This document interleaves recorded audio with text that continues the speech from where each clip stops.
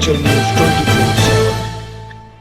चंबा शहर के नजदीक भागोत गांव में स्थित सरकारी कृषि फार्म पर 8 मई को कृषि विज्ञान केंद्र द्वारा एक किसान मेले का आयोजन किया गया, जिसकी अध्यक्षता डॉक्टर यशवंत सिंह परमार औद्यानिकी एवं वानिकी विश्वविद्यालय नौनी सोलन के कुलपति प्रोफेसर राजेश्वर सिंह चंदेल ने की। इस किसान मेले में कृषि विभाग द्वारा किसानों को पोषक अनाजों से संबंधित जानकारी देने के लिए एक प्रदर्शनी लगाई गई। उप कृषि निदेशक डॉक्टर कुलदीप धीमान ने बताया कि इस प्रदर्शनी में पोषक अनाजों की पहचान करवाने के लिए इनके बीज रखे थे।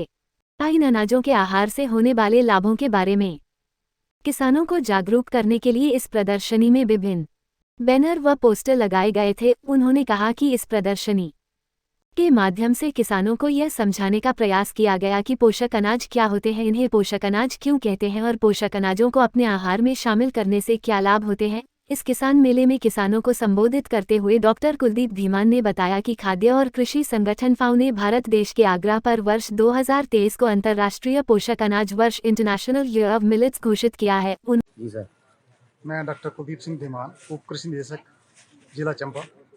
आज भगोत गांव में चंबा शहर के नज़दीक एक प्रदर्शनी लगाई गई है।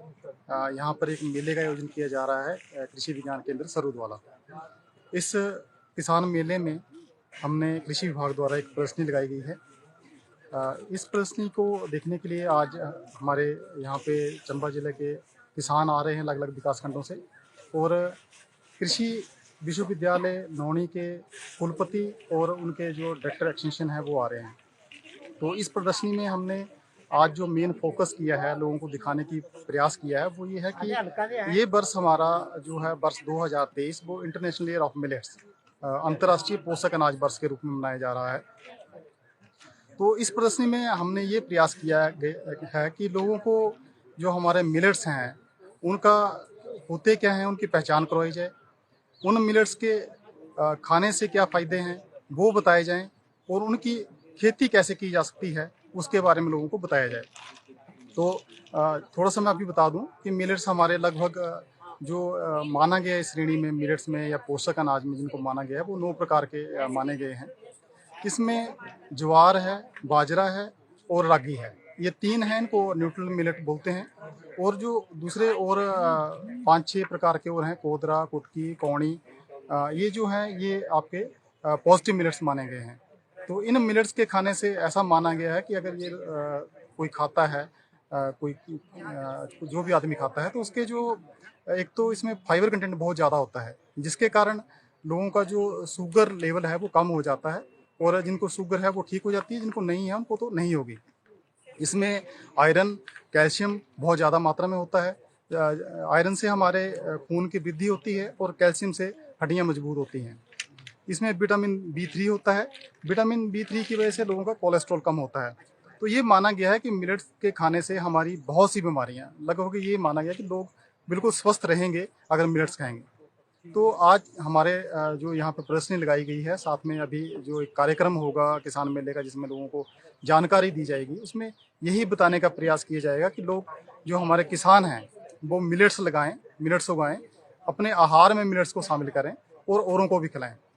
हमने ये देखा है कि अभी इसमें शहरों में ये ट्रेंड सा बन गया है, लोग बहुत जागरूक हो गए हैं शहरों के, और वो लोग महंगे दामों पर ये अनाज खरीद कर खा रहे हैं।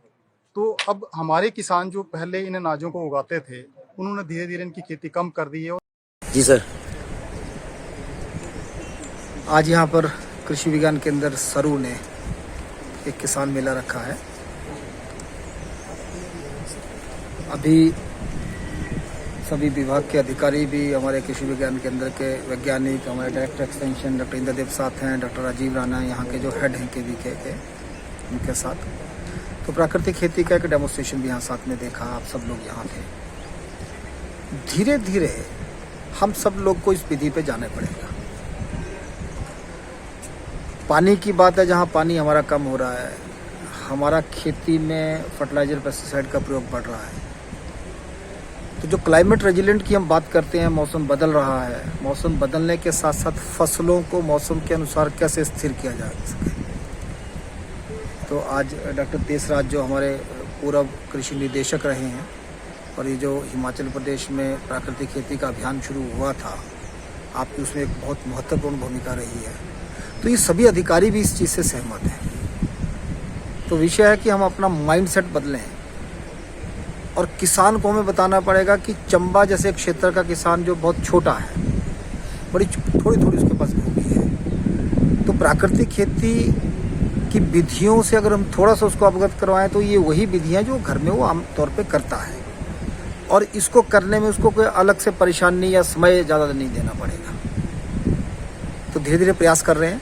और इसके साथ साथ यहाँ इन कृषि विज्ञान केंद्र के फार्म पर हम फसलें जैसे मिलेट्स की आज बात हो रही है, कृषि विभाग ने बड़ा महत्वपूर्ण कार्य मिलेट्स पे किया है। हॉर्टिकल्चर डिपार्टमेंट के साथ मिलकर कृषि विज्ञान केंद्र कैसे वो फसलें, जैसे यहाँ का अखरोट था, अमरूद का कैसे यहाँ हो सकता है, नई फसलें। और एप्पल पे तो ये काम हो ही रहा है, एप्पल पे भी हाई डेंसिटी पे जो पूरा कंसेप्ट आया है उस पर काम हो ही रहा है। इसके साथ साथ हम और फसलें यहाँ से क्या दे सकते हैं, उसके हर नर्सरी प्रोडक्शन, और किसान को इस नर्सरी प्रोडक्शन में कैसे साथ जोड़ा जाए, इस पे काम करने का प्रयास किया जाएगा। हिमाचल न्यूज़ 24/7 के लिए चंबा से जितेंद्र मेहरा की रिपोर्ट।